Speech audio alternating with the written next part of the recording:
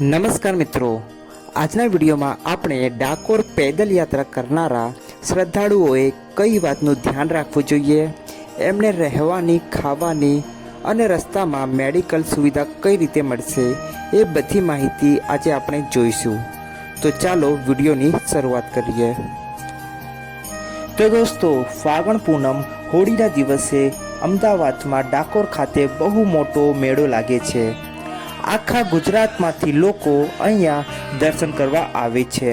ઘણા શ્રદ્ધાળુઓ પોતાના ઘરેથી ડાકોર ધામ સુધી ચાલીને ભગવાન રણછોડજીના દર્શન કરવા આવે છે. કેટલાક શ્રદ્ધાળુઓ પગપાળા યાત્રા કરનાર શ્રદ્ધાળુઓ માટે ટેન્ટ, રહેવાની અને ખાવા પીવાની સુવિધા કરી આપે છે. જો મિત્રો, પગપાળા યાત્રા દરમિયાન જો તમને ટેન્ટમાં રહેવાની સુવિધા ન મળી શકે તો તમે નજદીકના પેટ્રોલ પંપ કે બસ સ્ટેન્ડ પાસે પણ રોકાઈ શકો છો.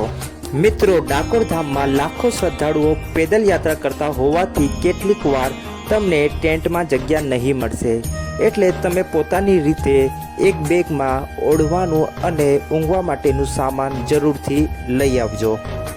એમ તો ડાકોર યાત્રા દરમિયાન થોડા સમયના અંતરમાં મેડિકલની ટીમ ઉપલબ્ધ હોય છે, તો પણ મિત્રો તમે પોતાની સાથે થોડા ગોળીઓ જરૂર રાખજો.